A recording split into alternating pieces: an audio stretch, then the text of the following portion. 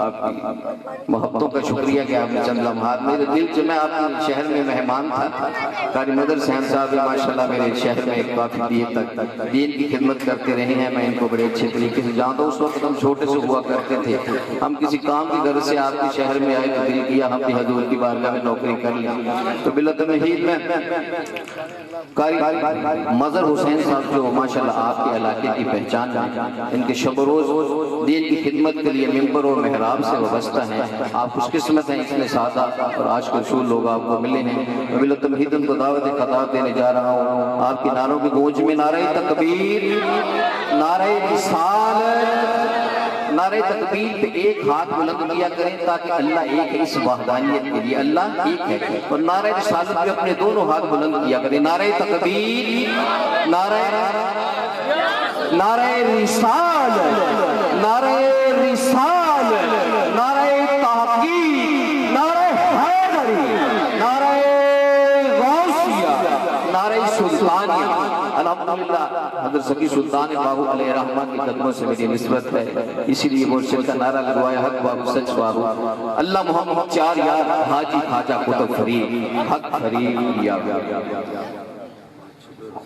نحمده ونصلي ونسلم على رسوله الكريم أما بعد أعوذ بالله من الشيطان الرجيم بسم الله الرحمن الرحيم واذكروا نعمة الله عليكم إذ كنتم أعداء فألف بين قلوبكم صدق الله العظيم إن الله وملائكته يصلون على النبي يا أيها الذين آمنوا صلوا عليه وسلموا تسليما درود السلام والصلاة والسلام عليك يا سيدي يا رسول اللہ۔ جب درود شریف کی باری آئے نا تو دائیں بائیں نہ دیکھا کرو، آنکھیں بند کر کے گنبد خضرا کے مکی کا تصور کر کے حضور کی بارگاہ میں درود و سلام محبت کے ساتھ الصلاة والسلام علیک یا رسول اللہ۔ آپ پڑھیں گے نہیں تو صرف آج سے درود شریف پڑھیں گے، پھر محفل شادی والی اگلے سال سے۔ میں یہ تجربے کی بات بتاتا ہوں، سارے بندے جتنے بھی بیٹھے ہیں بالکل اپنی توجہ اٹھا کے دائیں بائیں دیکھنا چھوڑ دیں، آنکھیں بند کریں، یوں سمجھیں کہ ہم گنبد خضرا کے سامنے کھڑے ہیں اور حضور کی بارگاہ میں سلام پیش کریں، پھر دیکھیں آپ کا دل چاہے گا کہ ہم کتنا درود شریف پڑھیں۔ الصلاۃ والسلام علیک یا رسول اللہ، الصلاۃ والسلام علیک یا سیدی یا حبیب اللہ، الصلاۃ والسلام علیک یا سیدی یا نبی اللہ، وعلى آلك وصحابك يا سيدي يا نور الله، بلغ العلا بكماله كشف الدجى بجماله حسنت جميع خصاله۔ کوئی بھی زبان خاموش نہ رہے، محبت کے ساتھ پڑھے صلو علیہ وآلہ، صلو علیہ وآلہ۔ رب اشرح لی صدری ویسر لی امری واحلل عقدۃ من لسانی یفقہوا قولی، رب زدنی علما، رب زدنی علما، رب زدنی علما۔ محبت کے ساتھ ایک دفعہ پھر پڑھیے صلی اللہ علیہ یا رسول اللہ وسلم علیہ وعلی آلک وصحابک یا حبیب اللہ۔ زندگی آ گئی رونق آ گئی، زندگی آ گئی رونق آ گئی، بزم عالم کیف و سرور آ گیا، زندگی آ گئی رونق آ گئی، بزم عالم کیف و سرور آ گیا، آمنہ کے مقدر پہ قربان میں، آمنہ کے مقدر پہ قربان میں، گود میں جس کی خالق کا نور آ گیا،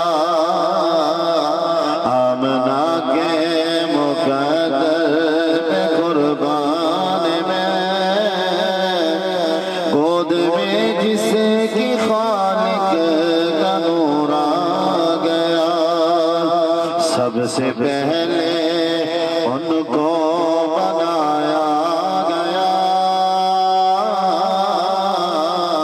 سب سے پہلے ان کو بنایا گیا، نور رحمت سے ان کو سجایا گیا، ایسی تصویر محبوب کی کھینچ لی، ایسی تصویر محبوب کی کھینچ لی،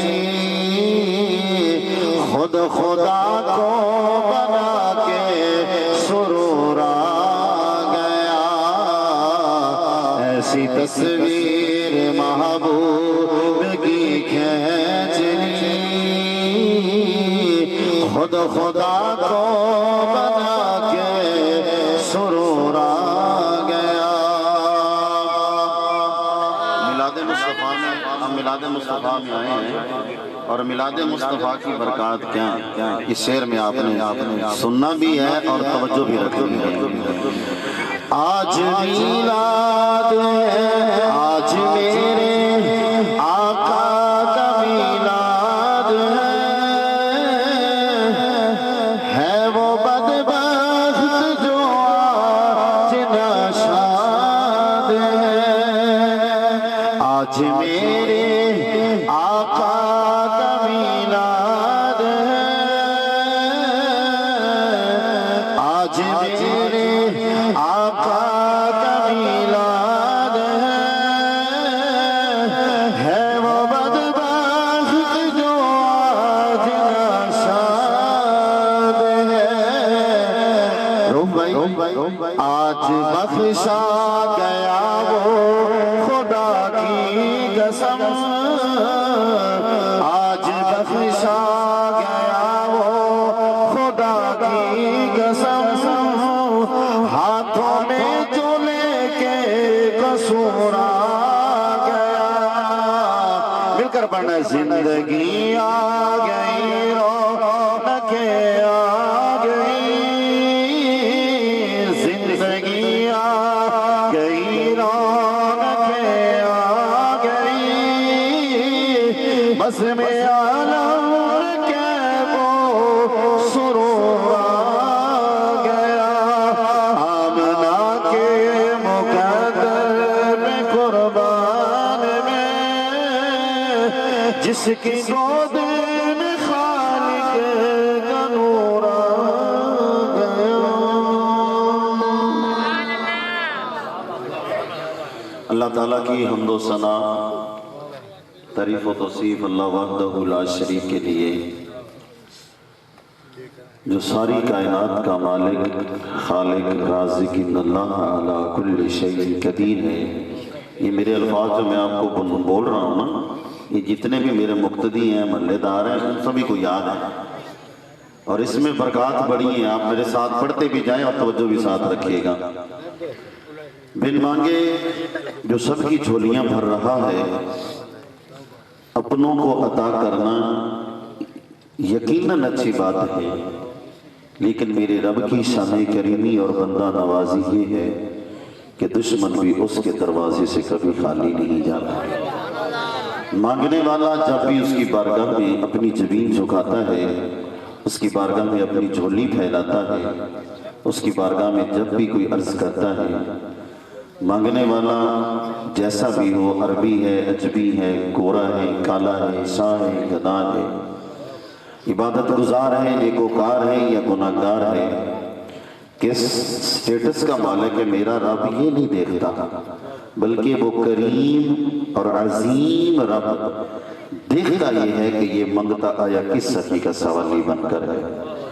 اللہ کی عزت کی قسم، ہم تو مسلمان ہیں، جب اس کی بارگاہ میں حضرت حسن بصری علیہ الرحمہ آپ فرماتے ہیں کہ لوگوں اپنے رب کے دروازے پہ دستخط دیتا رہا کرو، کبھی تو میرے رب کا دروازہ کھل جائے گا۔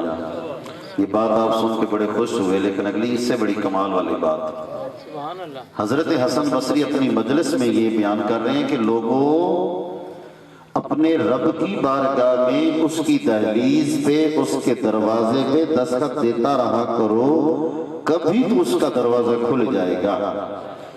آپ کی مجلس میں بیٹھی ہوئی ایک خاتون، اس نے کہا حسن بصری کیا کہہ رہا ہے؟ حسن بصری کیا کہہ رہا ہے؟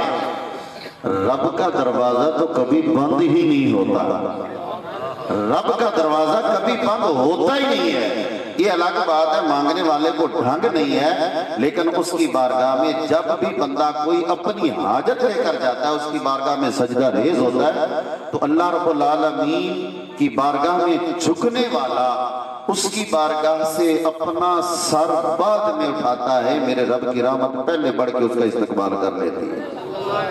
بے حد و بے حساب بے شمار لا تعداد درود و سلام اللہ کے پیارے، امت کے سہارے، رب کے محبوب، نبی آخر الزمان، امام الانبیاء علیہ تحیت و ثنا، امت کے سہارے، رب کے محبوب جناب حضرت محمد مصطفیٰ احمد مصطفیٰ صلی اللہ علیہ وآلہ وسلم کے حضور ناز میں عرض کرنے کے بعد ایک بات حجت الاسلام امام غزالی علیہ رحمہ اپنی کتاب مکاشفۃ القلوب کے دیباچے میں یہ بات نقل کرتے ہیں۔ یہ جتنے بھی دوست آ رہے ہیں، احباب آ رہے ہیں، آپ کو اہلا و سہلا مرحبا، کیونکہ حضور کی محفل ہے، سرکار کی محفل ہے، اس لیے جتنے بھی دوست احباب آئے ہیں انشاءاللہ آپ کے لیے موقع ہے۔ اس کے بعد تو آپ چند لمحے بیٹھ کے حضور کا ذکر سن لیں، اللہ سب کے سینے کو مدینہ بنائے۔ حجت الاسلام امام غزالی علیہ رحمہ، اور امام غزالی کو چھوٹی ہستی کا نام نہیں ہے، میں اس کے تعارف میں جاؤں تو بات لمبی ہو جائے گی، چونکہ جو مجھے ٹائم دیا گیا ہے اگلے مراحل جو شادی کے ہوتے ہیں آپ حضرات کو خوبی علم ہے، لیکن میں کوشش کروں گا جو مجھے بھائی مہدی حسن نے ٹائم دیا ہے میں اسی میں اپنی بات کو مکمل کر سکوں۔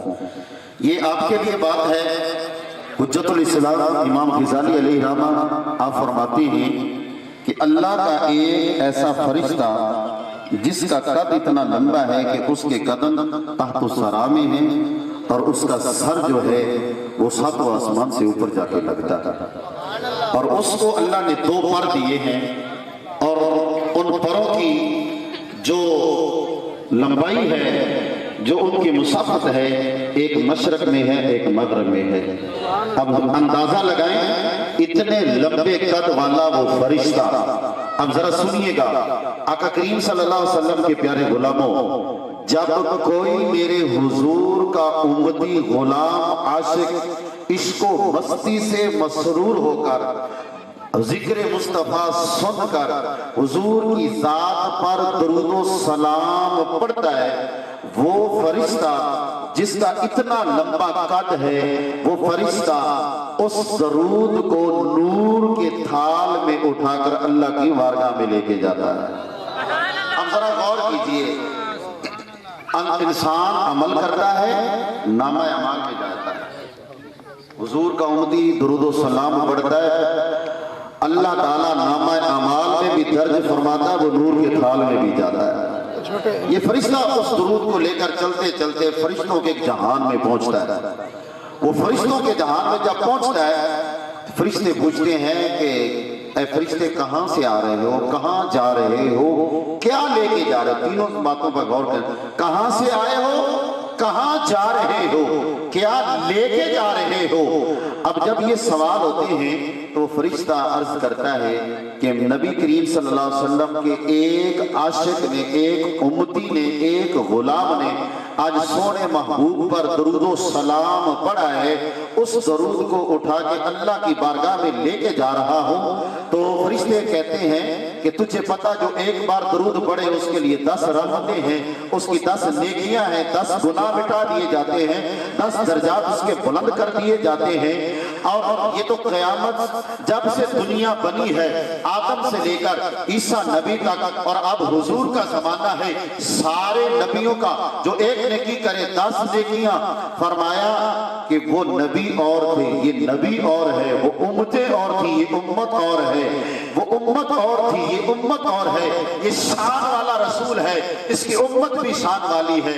اور میں کیا جانوں کہ ایک عاشق کا پڑھا ہوا درود ہے، اس کا ثواب اللہ نے کتنا رکھا ہے۔ ذرا غور کیجیے، یہ میں خطابت نہیں آپ کو سنا رہا، بالکل میں سادے الفاظ جو امام غزالی نے لکھے وہی آپ کو سنا رہا ہوں۔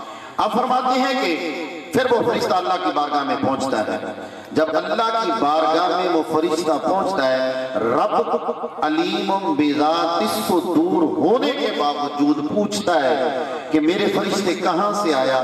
وہ کہتا ہے یا اللہ تیرا فلاں بندہ، تیرے نبی کا فلاں امتی، اس نے آج درود و سلام پڑھا۔ فرمایا اچھا لے کے آیا، کہا ذرا نیچے نظر دوڑا، فرشتہ نیچے دیکھتا ہے، اللہ کے رحمت کا سمندر، وہ بحر رحمت جو موجیں مار رہا ہوتا ہے، اللہ کہتا ہے میرے فرشتے اس بحر میں، اس رحمت کے سمندر میں ذرا ایک غوطہ لگا۔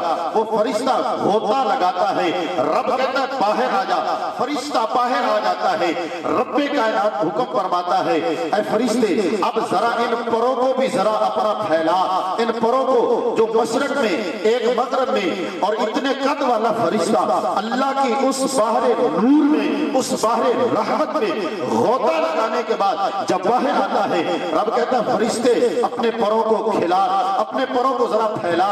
جب پر پھیلا لیتا ہے، رب العالمین فرماتا ہے ان پروں کو اب تھوڑا سا ہیلا۔ کیا کر؟ آپ نے میری طرف توجہ رکھنی ہے اور حضور کی محبت دیکھیے۔ فرشتے کو کہا جاتا ہے، وہ اتنے لمبے قد والا، کہتا ہے میرے فرشتے اپنے پر کو ہلا۔ اب وہ پروں کو ہلاتا ہے، دیکھیے مشرق سے لے کر مغرب تک اتنے فرشتے اور جتنے قطرے وہ نور کے سمندر کے پانی کے گرتے ہیں، میرا رب کون کہتا ہے اللہ بے حساب فرشتے پیدا فرما دیتا ہے۔ کیا کرتا ہے؟ بے حساب فرشتے پیدا کر دیتا ہے۔ اب جب وہ فرشتے روسا جب وہ مرض وجود میں آتے ہیں، اپنی آنکھ کھولتے ہیں، تھوڑی آواز کھول دیں، تھوڑی بس ایکو نہ ہو، تھوڑی آواز مہربانی۔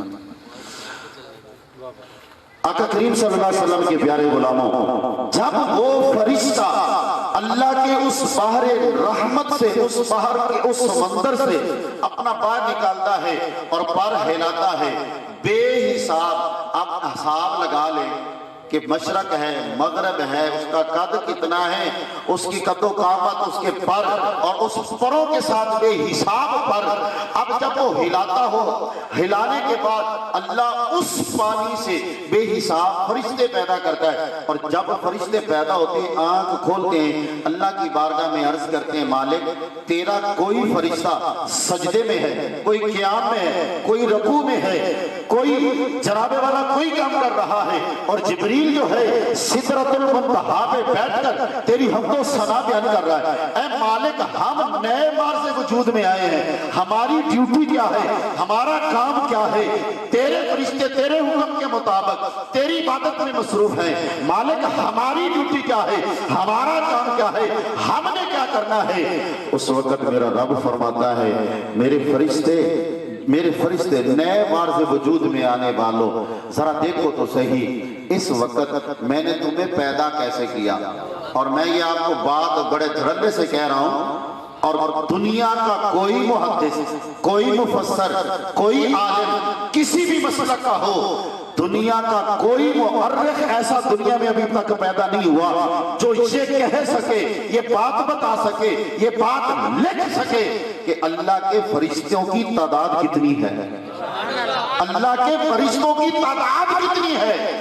اب یہ آج سے کام نہیں ہو رہا، یہ جب سے حضور کی ذات آئی ہے، حضور پر درود و سلام پڑھا جا رہا ہے، اس وقت سے لے کر یہ سلسلہ جاری ہے۔ اللہ کے وہ فرشتے جب پیدا ہوتے ہیں، اللہ فرماتا ہے میرے فرشتوں تم چونکہ نئے بار سے وجود میں آئے ہو اور پیدا بھی درود و سلام پڑھنے والے کے صدقے تجھے کیا ہے، اب تمہارا اور کوئی کام نہیں اور کوئی ڈیوٹی نہیں، قیامت کی صبح تک اس درود شریف پڑھنے والے میرے محبوب کے امتی کی بخشش مغفرتی دعا کرتے رہو۔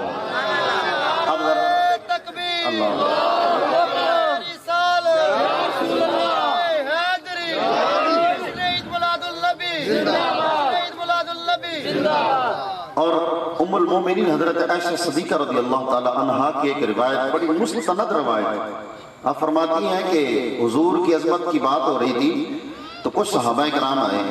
اماں جی فرماتی ہیں کہ میں نے آقا کریم صلی اللہ علیہ وآلہ وسلم کی یہ شان بیان کرتے کرتے فرماتی ہیں کہ میں نے یہ اس پڑھی کہ اللہ کے پاک محبوب کا جو روضہ پاک ہے اللہ سب کو مدینے کا مسافر بنائے, مدینے کی زیارت نصیب فرمائے. فرمایا کہ 70,000 فرشتوں کی جماعت صبح کے وقت آتی ہے. کام کیا کرتی ہے؟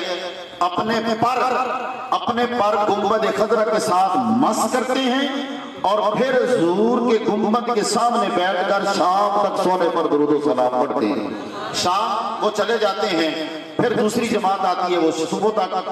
فرمایا جو ایک جماعت ایک بار آئی قیامت کی صبح تک دوبارہ اس کی باری نہیں آ سکتی. یہ درود و سلام کی بات میں نے اس لیے کی کہ دل میں حضور کی محبت پیدا ہو سکے. چونکہ یہ شادی کا موسم ہے تو سب سے پہلے میری عادت ہے میں پہلے اللہ اور اس کے رسول کا ذکر کرتا ہوں, بعد میں لوگوں کا نام. کوئی بندہ یہ محسوس نہ کرے میرے دائیں بائیں بہت سارے حضور کے عاشق موجود ہیں. قاری ندیم صاحب, مولانا محمد نواز صدیقی صاحب اور بورا والا کی سرزمین سے ہمارے بہت ہی پیارے دوست عبدالرؤف سلطانی صاحب 1999 کی بات کر رہے ہیں. 1999 میں تراویحاں پڑھانے کے لیے سننے کے لیے غلامان مصطفیٰ مسجد گیڑی بازار میں احمد یار ہاشمی صاحب رحمۃ اللہ علیہ ان کی مسجد میں 99 کی بات ہے. میں وہاں پہ اس وقت میری داڑھی میں بالکل طالب علم تھا. اس وقت حفظ بھی میرا مکمل 27 پارے تھی جب میں گیا. اس وقت ان کے ساتھ ملاقات ہوئی. بھائی محمد اشرف صاحب ان کے یہ بھائی بیٹے ہیں, ان کے گھر میں ہیں. اللہ تعالیٰ ان کو اس برکتیں عطا فرمائے. میرے کریم آقا صلی اللہ علیہ وسلم کے پیارے غلاموں, یہ میلاد کا موسم بھی ہے. آپ اگر میری باتیں توجہ کے ساتھ نہیں سنیں گے تو پھر بات میری جو کرنے کا مقصد ہے, اور سب سے پہلے خوش نصیب ہے یہ دلہا جس کی شادی پہ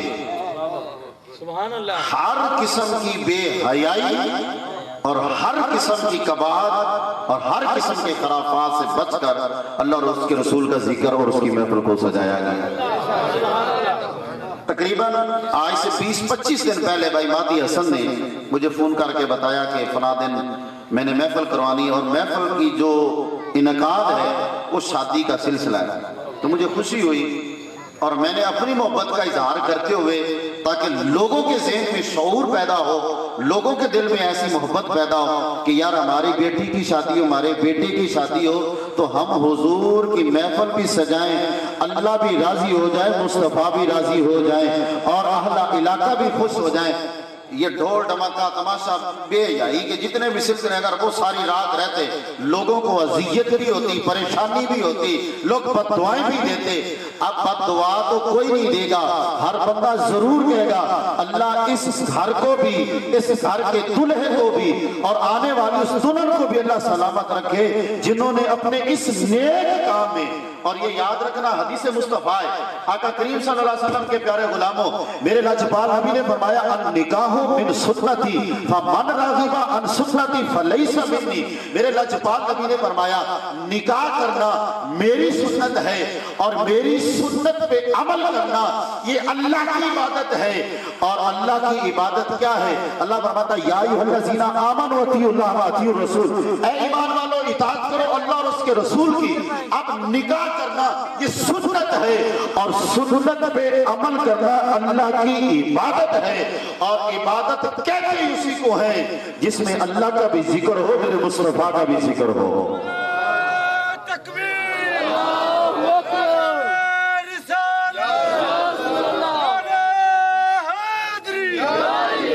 ویسے میں جو نکاح کے حوالے سے جڑا مضمون جتنا بھی میں یا اپنے کم علم کی وجہ سے جتنا بھی مضمون ذہن میں لے کے آیا تھا وہ اگر بیان کروں تو کم از کم 1.5 گھنٹہ چاہیے. لیکن چونکہ جو حکم میزبانوں کا میں اسی کو مروز خط رکھتے ہوئے اپنی بات کو بالکل اختصار کے ساتھ آپ کے دامن تک پہنچانے کی کوشش کروں گا.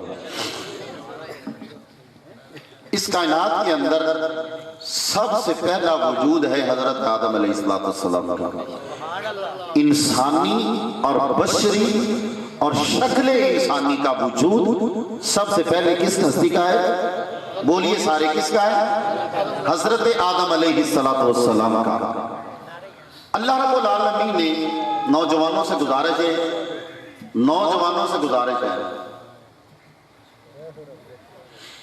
नाराज नहीं होना, मैं आपकी मोहब्बत का बिल्कुल ख्याल रखूंगा, लेकिन जिक्र मुस्तफ़ा इसलिए आपसे ये जैसे भी हो समझ लें, थोड़ी सी तवज्जो कर लें, बाकी बातें इंशाअल्लाह आप करते रहेंगे। आदम अलैहिस्सलाम को अल्लाह ने पैदा फरमाया। मैं वो पहली बात आपको नहीं सुनाऊं, लेकिन इख्तिसार के साथ। आदम अलैहिस्सलाम को जब रब ने पैदा फरमाया, आदम अलैहिस्सलाम ने आंख खोली तो कायनात में पहला इंसान जब इस कायनात में, इस दुनिया में आया, उसने देखा तो मुहर्रिखीन फरमाते हैं, मुहद्दिसीन फरमाते हैं कि आदम अलैहिस्सलाम ने कहा कि काश कोई मुझसे बात करने वाला होता, मुझसे कोई कलाम करने वाला होता, मुझ जैसा भी कोई होता। तो रब ने आदम अलैहिस्सलाम की बाईं पसली से हजरत हव्वा को पैदा फरमाया। मैं बिल्कुल निकाह की तरफ आना चाहूँगा। हव्वा को जब पैदा किया, इस कायनात में इंसानों का पहला बाप, पूरी इंसानियत की पहली औरत, पहली माँ हजरत अम्मा हव्वा सलामुल्लाह अलैहा। ये दो इंसान रब की कायनात में इंसानी शक्ल में सबसे पहले तख्लीक हुए, सबसे पहले पैदा हुए।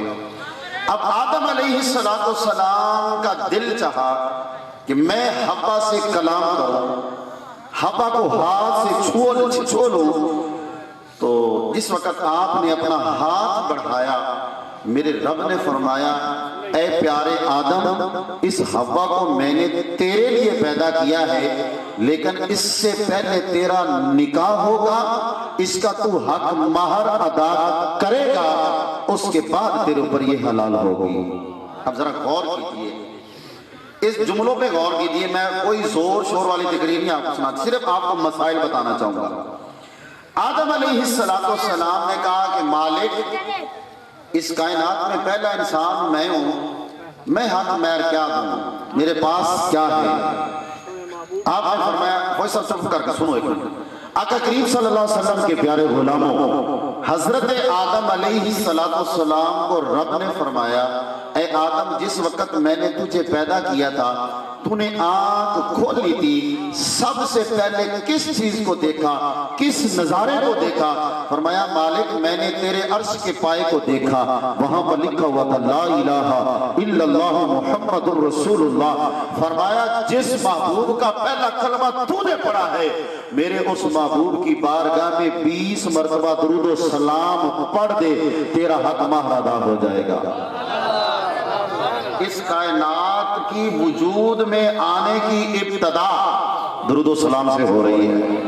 लोग कहते हैं दुरूद तो सुन्नियों ने बनाया है। अरे जरा मया अकीदे की बात भी, क्या उस वक्त आदम अलैहिस्सलाम ने ये पढ़ा होगा, अल्लाहुम्मा सल्ली अला मुहम्मदिन कमा सल्लैता अला इब्राहीम व अला आलि इब्राहीम, ये कुछ नहीं पढ़ा होगा।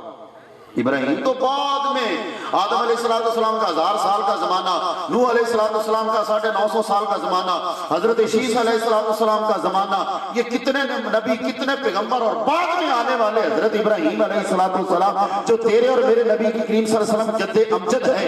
फरमाया, उस वक्त जो आदम ने दरूद पढ़ा था वो यही था, अस्सलातु वस्सलामु अलैका या रसूल अल्लाह, अस्सलातु वस्सलामु अलैका या सय्यदुल अंबियाई वल मुरसलीन, अस्सलातु वस्सलामु अलैका या अव्वल वल आखिर। ये दरूद और सलाम रिवायात के अंदर आता है 3 मरतबा, रिवायत के अंदर आता है 7 मरतबा, एक रिवायत के अंदर आता है 20 मरतबा। 20 मरतबा पढ़ा हो, 7 मरतबा पढ़ा हो, 3 मरतबा पढ़ा हो, पहले मुस्तफा की जात पर दुरूद और सलाम पढ़ा गया, फिर आदम अलैहिस्सलाम का निकाह हुआ। अब जरा गौर कीजिए, इस कायनात में इंसानी वजूद 2 है, एक आदम है, एक हव्वा है, और आका करीम सल्लल्लाहु अलैहि वसल्लम के प्यारे गुलामों, इन दोनों हस्तियों का निकाह ना किसी मौलवी ने पढ़ाया, ना किसी काजी ने पढ़ाया, ना किसी मुहद्दिस ने पढ़ाया, ना किसी मुफस्सिर ने पढ़ाया, ना जमीन पर है। जन्नत के अंदर सबसे पहले इस नेक काम का आगाज रब ने फरमाया, और इस कायनात में इंसानी वजूद को जो इज्जत और शरफ निकाह की सूरत में दिया गया, वो सबसे पहले जन्नत के बाला खानों में मेरे रब ने पढ़ाया। तो पता चला आजकल के नौजवान को ये पैगाम भी है کہ آدم کے لیے حوا کو پیدا کیا لیکن بغیر نکاح کے بغیر حق مار کے چھونے کی اجازت نہیں. تو آج کے نوجوان کو سوچنا چاہیے کہ میں اگر اس بات پہ نکل پڑوں تو پھر اور بات لمبی ہو جائے گی. لیکن اگلی بات, آقا کریم صلی اللہ علیہ وآلہ وسلم کے پیارے غلاموں, چلتے چلتے یہ سلسلہ چلتا رہا.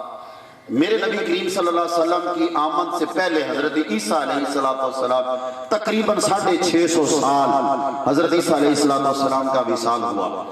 اس زمانے میں جو نکاح ہوتا تھا زمانہ جاہلیت میں جس کو ہم کہتے ہیں, میرے نبی کی آمد سے پہلے اس کے 3 طریقے تھے نکاح کے.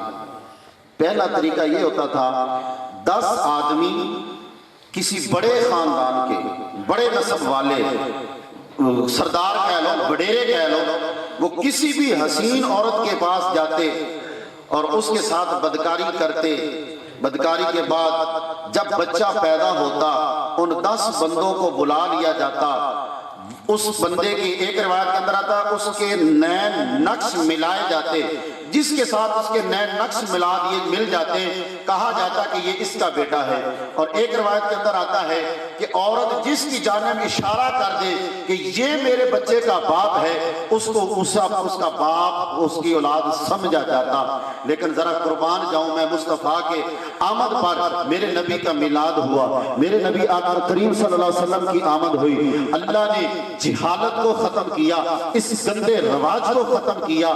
آقا کریم علیہ السلام کے پیارے غلاموں, وہ زمانہ بھی عجیب زمانہ تھا. اگر گھر کے اندر بیٹی پیدا ہوتی زندہ درگور کر دیا جاتا. سنو میرے مصطفیٰ کا فرمان, میرے لاجپال نبی نے فرمایا, لوگوں اب بیٹیاں ذلت اور رسوائی کی جانب نہیں جائیں گی, اب بیٹیوں کو زندہ درگور نہیں کیا جائے گا. میرے لاجپال نبی نے فرمایا, لوگوں اب عورتوں کی, بیٹیوں کی, ماؤں کی عزت ہوگی, قدر ہوگی, مقام ہوگا, عزت اور پردے داری میں رہا کریں گی. کیسے؟ فرمایا میرے نبی کریم صلی اللہ علیہ وسلم کے گھر جب آپ کی پہلی بیٹی کی ولادت ہوئی, حضرت خدیجۃ الکبریٰ کے بدن سے ام ایمن آتی ہیں, آقا کریم صلی اللہ علیہ وسلم کو آ کر پیغام دیتی ہیں, یا رسول اللہ صلی اللہ علیہ وسلم آپ کے گھر بیٹی پیدا ہوئی ہے. میرے مصطفیٰ مسجد میں بیٹھے ہیں, مکے میں بیٹھے ہیں, مسجد حرام میں بیٹھے ہیں. آقا کریم صلی اللہ علیہ وسلم کے پیارے غلاموں, جس وقت میرے نبی نے بیٹی کی آمد کی خوشخبری سنی, میرے مصطفیٰ بولے نہیں, اٹھے اور حجرہ خدیجۃ الکبریٰ کی جانب بڑھے. ام ایمن تھوڑی سی گھبرا گئی کہ ہو سکتا ہے حضور کو بھی شاید اہل عرب جیسے بیٹیوں کو آنا پسند نہیں کرتے, حضور کو بھی شاید پسند نہ ہو. لیکن جس وقت میرے مصطفیٰ گئے, خدیجۃ الکبریٰ روح مصطفیٰ کی جانب دیکھ رہی ہے, میرے مصطفیٰ بڑھتے بڑھتے آگے بڑھے اور اپنی اس پیاری بیٹی کو, اس لخت جگر کو اٹھایا, سینے سے لگایا, ماتھے پہ بوسہ دیا, خدیجہ کے سر پہ ہاتھ رکھ کے فرمایا, اے خدیجہ صرف تیرے لیے اعلان نہیں ہے, عرب والوں کے لیے اعلان نہیں ہے, کسی ایک فرد کے لیے اعلان نہیں ہے, کسی ایک امت کے لیے اعلان نہیں ہے, قیامت کی صبح تک مجھے اللہ نے رحمت للعالمین نبی بنا کے بھیجا ہے اور میں محمد یہ اعلان کر رہا ہوں, ارے لوگوں جس گھر میں بیٹی آ جائے وہ بیٹی منحوس نہیں ہوتی, اللہ کی ناراضگی کا سبب نہیں بنتی, بلکہ اللہ کی رحمتوں کا نزول کا سبب بن جاتی ہے. اور سنو جو میرے مصطفیٰ نے فرمایا لوگوں بیٹی کی آمد پہ خوش ہو جایا کرو. بیٹی کی آمد پہ خوش ہو جانا ایسے ہے کہ جیسے 70,000 مرتبہ. بیٹے آپ تھوڑا سا ادھر ہو جائیں, میری بات جو ہے نا, نبی پاک صلی اللہ علیہ وسلم 70,000 خانہ کعبہ کی زیارت سے بھی زیادہ افضل ہے بیٹی کی پیدائش پہ خوش ہونا. اور اللہ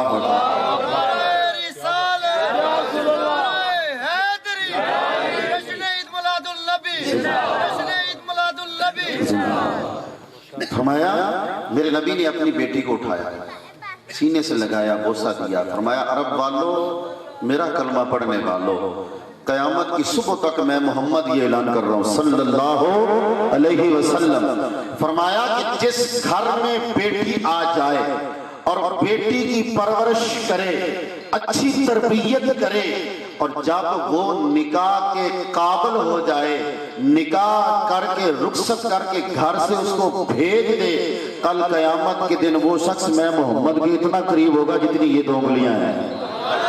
یہ عزت دی ہے اللہ کے پاک محبوب نے اس کائنات میں عورت کو۔ اور سنو میرے نبی علیہ السلام کے پیارے غلاموں، میرے نبی نے فرمایا کہ نکاح کرنا یہ اللہ کے پاک محبوب کی سنت ہے۔ اب اس نکاح سے پہلے جو کام کرنے والے ہیں وہ ہم نے کیا کرنے ہیں؟ پاک نبی نے فرمایا کہ ایک صحابی رسول آئے، آ کر عرض کرتے ہیں یا رسول اللہ صلی اللہ علیہ وسلم، میں ایک عورت سے نکاح کرنا چاہتا ہوں، وہ عورت کیسی ہے؟ فرمایا بڑی خوبصورت ہے، بڑی حسین و جمیل ہے، بڑے حسب نسب والی ہے، بہت زیادہ مالدار ہے۔ یہ 3 چیزیں بیان کی۔ میرے پاک نبی نے فرمایا 3 چیزوں پہ تو پتہ کر لیا کہ خوبصورت بھی ہے، حسن و جمال والی بھی ہے، حسب نسب والی بھی ہے، اچھے خاندان کی بھی ہے اور مالدار بھی ہے۔ یہ بات مذاق والی نہیں ہے میرے بھائی، آپ توجہ کے ساتھ سنیے گا۔ فرمایا کہ کیا یہ بھی پتہ کیا ہے کہ وہ دیندار کتنی ہے؟ دیندار کتنی ہے؟ اب سنو میرے نبی علیہ السلام، حضرت ابو ہریرہ کی یہ روایت ہے، میرے نبی نے فرمایا جو بندہ عورت کے حسن و جمال کی وجہ سے نکاح کرتا ہے، فرمایا یہ عیسائیوں کا طریقہ ہے۔ فرمایا جو شخص اس عورت کے مال کی وجہ سے اس سے نکاح کرتا ہے، میرے مصطفیٰ نے فرمایا یہ یہودیوں کا طریقہ ہے۔ اور فرمایا کہ جو بندہ یہ نیت کرے کہ میرے مصطفیٰ نے فرمایا ہے، میرے نبی کو یہ پسند ہے، فرمایا کون سی چیز پسند ہے؟ فرمایا جو میرا امتی ہوگا، میرا غلام ہوگا، وہ دینداری کو پسند فرمائے گا۔ جو دینداری کی بنیاد پر نکاح کرتا ہے، میرے نبی نے فرمایا وہ گھر کبھی برباد نہیں ہوتے۔ آج گھر کی بربادی کا سبب صرف یہ ہے کہ ہمارا تعلق جو ہوتا ہے جہیز کے، ہماری نظر جو ہے جہیز کی جانب ہوتی ہے، اس کے حسن و جمال کی طرف ہوتی ہے، اس کا بڑا خاندان دیکھا جاتا ہے۔ لیکن کاش میرے مصطفیٰ کا کلمہ پڑھنے والوں ہم یہ نہ دیکھتے کہ آنے والی صوم و صلات کی کتنی پابند ہے۔ اور سنو یہ محفل ہے بھائی یاسین کی شادی ہے، مہندی کا یہ پروگرام جو ذکر مصطفیٰ کی صورت میں تبدیل کیا گیا، اور شادی میں ہر بندہ کوشش کرتا ہے یار میری شادی پہ نا کوئی میرا بڑا چنگا یار تے چنگا وڈیرا تے ایم پی ایم این اے آ جاوے نا تے میری شادی نو تے 4 چاند لگ جان گے۔ کی ساڈی سوچ ہوتی ہے نا؟ بولو یار سارے، ہر بندہ اپنی خواہش اپنی یہ تڑپ رکھتا ہے۔ آؤ اس شادی کی خوشی میں میرا رب بھی شریک ہونا چاہتا ہے، وہ لا شریک ہو کے اس میں شریک ہونا چاہتا ہے۔ آؤ میرے نبی علیہ السلام کے پیارے غلاموں، میرے لاجپال نبی نے فرمایا جس وقت بندہ کا نکاح ہو جائے، نکاح کے بعد عورت بندہ دونوں اپنے اسی کمرے میں چلے جائیں اور اپنی ساری محبتوں کو ایک طرف رکھ کے مصلا بچھا لیں۔ ظہیر بھائی نیند آتی پئی تو انہوں کون آپ گل مکاون ہے، تانوں ویکھ کے مکاون لگ گئے۔ آقا کریم صلی اللہ علیہ وسلم کے پیارے غلاموں، وہ دلہا اور دلہن، حالانکہ آج کل تو ہمارا عجیب رواج ہے نا کہ دلہن اتنے پیسے مہنگے مہنگے میک اپ کروا کے آتی ہے کہ وہ تو بیچاری اس کو رونا بھی نہیں دیا جاتا اب یار کہیں ایسا نہ تیرا میک اپ خراب ہو جائے۔ آؤ میرے مصطفیٰ کی حدیث سنو اور کلیجہ ٹھنڈا کرو۔ آقا کریم علیہ السلام نے فرمایا کہ جس وقت وہ دلہن اور دلہا اپنے اس کمرے میں داخل ہوتے ہیں، داخل ہونے کے بعد سب سے پہلے اپنی محبتوں کو ایک جانب رکھ دیں، دونوں میاں بیوی مصلا بچھا لیں اور نفل 2 رکعت نماز نفل پڑھ کے سجدہ ریز ہو ہو جائیں اللہ فرشتوں کو کہتا ہے میرے فرشتوں میری جنت کو سجا دو، میرے عرش کو سجا دو۔ اللہ کہتا ہے میری جنت کو، میرے عرش کو، میرے آسمانوں کو سجا دو۔ فرشتے کہتے ہیں مولا نہ تو قیامت آئی ہے نہ کوئی ایسی کوئی بات ہوئی ہے، یہ عرش کو کیوں سجایا جا رہا ہے، جنت کو کیوں سجایا جا رہا ہے؟ اس وقت اللہ فرماتا ہے جو وحدہ لا شریک ہے، بے نیاز ہے، بے نیاز ہے، بے نیاز ہے، بے نیاز ہو کے یہ کہہ رہا ہے، فرشتوں کو گواہ بنا رہا ہے، کہتا ہے میرے فرشتوں ہونے والا نہیں ہے، ذرا زمین پہ دیکھو ہو چکا ہے، ہو چکا ہے۔ کیا ہو چکا ہے یا اللہ؟ اللہ تعالیٰ فرماتا ہے کہ میرے فرشتوں دیکھو زمین پہ ایسے ماحول میں انسان کو تو رب کا نام لینا بھی یاد نہیں رہتا۔ یہ کتنے خوش نصیب میرے بندے ہیں، میری بندی ہے جو اپنی محبتوں کو ایک طرف رکھ کے میری بارگاہ میں سجدہ ریز ہو گئے ہیں۔ اے میرے فرشتوں میری جنت کو، میرے عرش کو سجا دو، اور میں خود خالق بے نیاز ہو کے میں بھی اپنے اس بندے کی خوشی میں شریک ہونا چاہتا ہوں۔ یار ہم نے گھر میں لیٹنگ کی، گھر سجایا، یہ پنڈال بنایا، لیٹنگ بلائی، سارا خرچہ کیا، کس لیے؟ خوشی کا موقع ہے یار، کوئی سجن آئے، کوئی بیلی آئے، کوئی وڈیرا آئے، ہمیں خوشی ہوتی ہے، لیکن ہم ساری خوشیاں حاصل کرنے کے لیے اس بے نیاز کو ناراض کر کے بیٹھ جاتے ہیں، اور نتیجہ پھر کیا ہوتا ہے؟ اگلے 2 مہینے کے بعد پتر کہتا ہے ابا تیرا گھر وکھرا تے میرا گھر وکھرا، تو دلیس تو باہر تے آج تو بعد تیرا میرا کوئی تعلق نہیں۔ لیکن بنیاد اگر رکھے ہوئے اللہ اور اس کے رسول صلی اللہ علیہ وسلم کی سنت سمجھ کر، تو کریم آقا صلی اللہ علیہ وآلہ وسلم کے پیارے غلاموں باتیں پڑھی ہیں جتنی بھی کرتے جائیں، اور سنو میرے پاک نبی علیہ السلام نے فرمایا میں بھی بیٹیوں والا ہوں، آپ میں سے بھی بہت سارے ایسے دوست ہیں جو بیٹیوں کے پاس بیٹھے ہیں، اللہ ہر بیٹی کی عزت، اللہ ہر بیٹی کا نصیب، اللہ ہر بیٹی کا مقدر اچھا کرے۔ اور آج کے زمانے میں عجیب ماحول ہے، حضرت سیدنا فاروق اعظم رضی اللہ تعالیٰ عنہ کا زمانہ ہے، اور دیکھیے آقا کریم صلی اللہ علیہ وسلم کے یہ 4 ہمارے رشتے ہوتے ہیں نا، پیارے آقا علیہ السلام نے دنیا میں انسان کے 3 باپ ہوتے ہیں۔ کتنے ہوتے ہیں؟ بولیے سارے، 3 باپ ہوتے ہیں۔ پہلا وہ باپ جس کی ہم اولاد ہیں، جس نے ہمیں پیدا کیا ہے، جس کے ذریعے ہم پیدا ہوئے ہیں، اور دوسرا باپ انسان کا وہ ہے جس نے تمہیں علم سکھایا ہے، تمہیں ہنر سکھایا ہے، اور تیسرا انسان کا وہ باپ ہے جس نے اپنی نازوں پلی بیٹی تیرے حوالے کر دی ہے۔ یہ 3 انسان کے رشتے ہیں۔ اور سنو نبی پاک صلی اللہ علیہ وسلم کہ 2 صحابہ حضرت ابو بکر صدیق رضی اللہ تعالیٰ عنہ، بولیے سارے، حضرت ابو بکر صدیق میرے نبی کے سسر ہیں، حضرت فاروق اعظم رضی اللہ تعالیٰ عنہ میرے نبی کے سسر ہیں، اور میرے نبی کے 2 صحابہ اور حضرت سیدنا عثمان غنی ذو النورین رضی اللہ تعالیٰ عنہ اور حضرت سیدنا علی المرتضی شیر خدا رضی اللہ تعالیٰ عنہ یہ حضور کے داماد ہیں۔ 2 سسر ہیں، 2 داماد ہیں۔ محبت دیکھو، 2 کے گھر میرا مصطفیٰ دلہا بن کے گیا ہے، اور 2 حضور کے غلام میرے نبی کے گھر میں دلہے بن کے آئے ہیں۔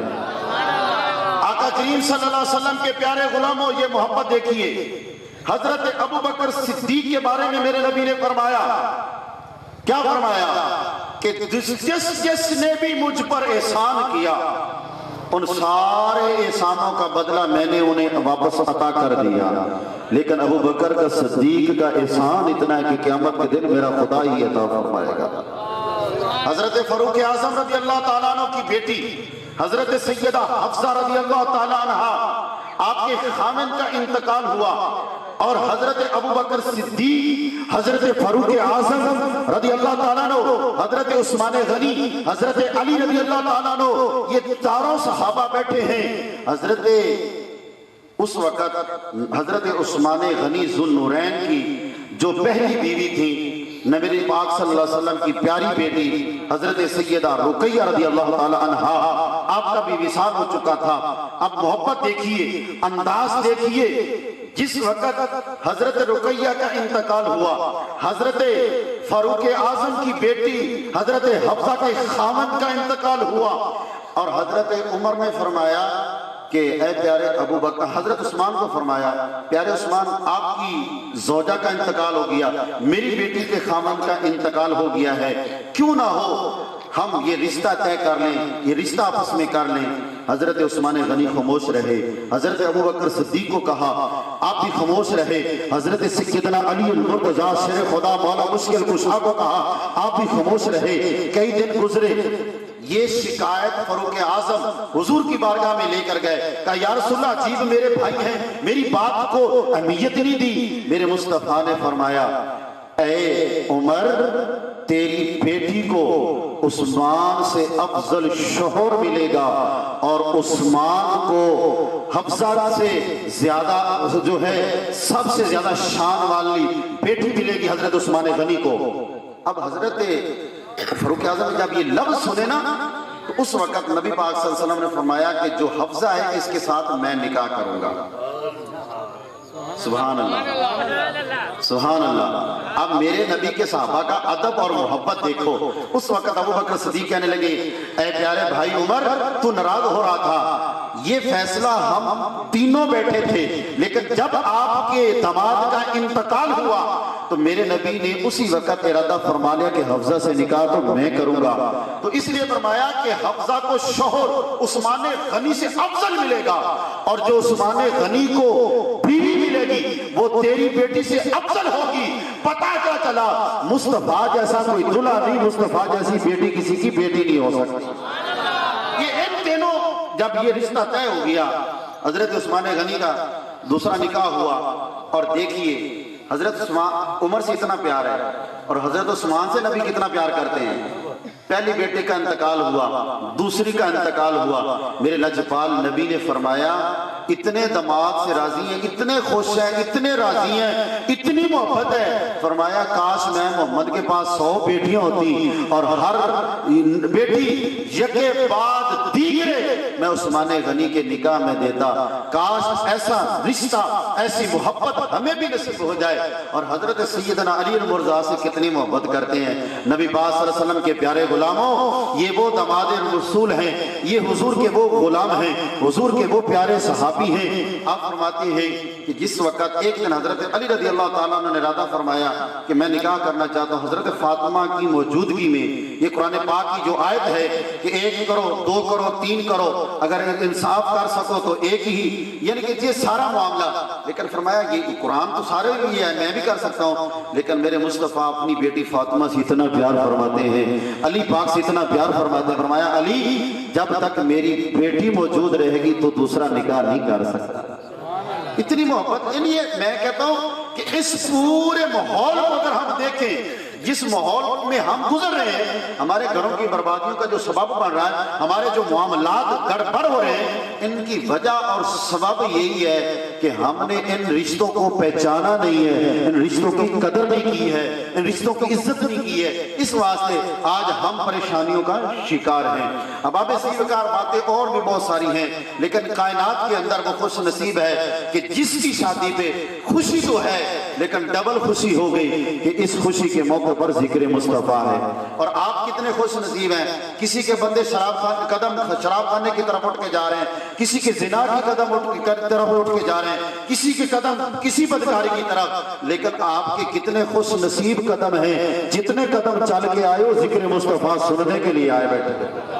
اور دوسری بات، شادی کے موقع پر لوگ دوسرے فنکشنوں میں پیسے نچھاور کرتے ہیں، یہ پیسے بھی آپ کے خوش نصیب ہیں جو حضور کے ثنا خوانوں پہ آپ نچھاور کر رہے ہیں۔ الحمدللہ، میں یہ بات نہیں کر رہا کہ آپ میں پیسوں کو دے کر خوش ہو رہا ہوں، میں یہ ایک پیغام ہے، اگر آپ نے رزق حلال کمایا ہے تو اس کو خرچ کرنے سے پہلے سوچ بھی لیا کرو کہ یار میں اس کو کہاں خرچ کر رہا ہوں، یہ میرے پیسے سے صدقہ آ رہے ہیں، یہ جاگ آ رہے ہیں، وہ رزق حلال کمایا ہوا اگر ناچنے والیوں کے اوپر سے گزر جائیں اپنے لیے بھی جہنم بنا رہا ہے، دوسروں کو لیے بھی جہنم بنا رہا ہے۔ اس لیے میں یہی کہوں گا اور یہ دل سے دعا ہے، اللہ اس گھر کو، اس پورے خاندان کو، اور بھائی مہدی حسن بڑے خوش نصیب ہیں، عظیم عاشق رسول ہے کہ اللہ تعالیٰ نے ان کے دل کے اندر یہ دین کی محبت پیدا کی ہے، اور پوری اس برادری کو، اس ماحول کو اللہ تعالیٰ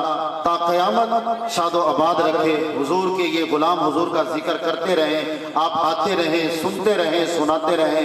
تو آخر میں یہ میرے فرمائش بھی ہے کہ وہ آپ نے شعر پڑھنا ہے، صرف ایک ہی شعر ہے پنجابی کا، اور وہ آپ نے میرے ساتھ مل کے پڑھنا ہے۔ پیسے بے شک آپ مجھے نہ دیں، لیکن گھر والوں کی یہ فرمائش ہے اور آپ نے میرے ساتھ پڑھنا ہے مل کے۔ بس وہ شعر ہے کیا کہ ہم سب نے اپنی جولیاں در مصطفیٰ کی جانب پھیلانی ہیں۔ کہنا ہے کہ صدا صدا روے تیرا دوارا یا رسول اللہ۔ ہاتھوں کو ٹھنڈے بنا کر، ہاتھوں کو بلند کر کے سونے مصطفیٰ کا ذکر کیجیے گا۔ صدا